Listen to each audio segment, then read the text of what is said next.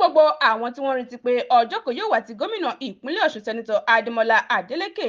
yóò sinmi ijó jíjó. Ó ṣeéṣe kí ọjọ́ náà má wáyé o nítorí gómìnà ti sọ pé òun kò ní dáwọ́ ijó jíjó táwọn èèyàn mọ òun mọ̀ dúró rárá nítorí ọ̀nà kan ṣoṣo tí òun mọ̀ láti fi gbé Ọlọ́run ga nìyẹn fún ọ̀pọ̀ orí ọ̀fẹ́ rẹ̀ lórí ayé òun. Gómìnà Adeleke ṣàlàyé pé ijó jíjó òun kò ní dí ìṣèjọba tí ó dúró re lọ́wọ́ nítorí ìdí tí àwọn aráàlú fi dìbò fún òun ní ọdún tó kọjá ni pé wọ́n nígbàgbọ́ pé òun yóò dá ohun rere tí ó ti nù nípínlẹ̀ Ọ̀ṣun padà.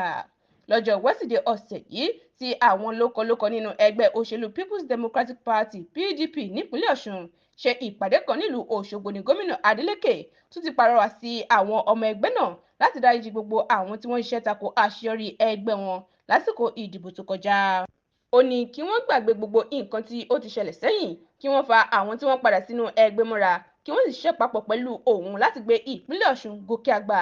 Adeleke ṣàlàyé pé gẹ́gẹ́ bí gómìnà òun gbàgbọ́ nínú ìṣàkóso ẹgbẹ́, òun sì máa rí wípé ìbáwí wà nínú gbogbo nǹkan tí wọ́n bá ń ṣe tó fi mọ́ yíyan àwọn ìgbìmọ̀ kíátíkà sí àwọn ìjọba ìbílẹ̀ káàkiri. Ó ní àwọn ní láti dáríjì ara wọn kí wọ́n gba àwọn tí wọ́n yapa sí ẹgbẹ́ tẹ́lẹ̀ ṣùgbọ́n tí wọ́n ti padà sínú ẹgbẹ́ tọwọ́tẹsẹ̀ nítorí nípasẹ̀ eléyìí ni ẹgbẹ́ òṣèlú PDP yóò fi máa gòkè sí i. Adeleke ní àwọn kan sọ pé mo fẹ́ràn ijó,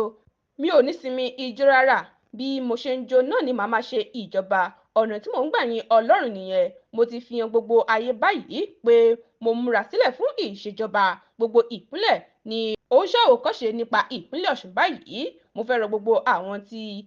wọn kò tí ì rí nǹkan kan nínú ìjọba yìí pé kí wọ́n ṣe sùúrù, díẹ̀díẹ̀ ni ó máa kàn wọ́n, kí àwọn tó sì ti kàn náà pín iṣẹ́ rere yìí káàkiri. Níbi ìpàdé náà ni alága ẹgbẹ́ òṣèlú PDP nípínlẹ̀ Ọ̀ṣun Honorable Sunday Bisi ti kéde orúkọ amòfin Komorudeen Ajíṣafẹ́ gẹ́gẹ́ bí ẹni tí yóò rọ́pò igbákejì alága àpapọ̀ ẹgbẹ́ òṣèlú PDP ní ìwọ̀ oòrùn orílẹ̀-èdè yìí Honorable Sọjí Adágúndù tí ó dolóògbé.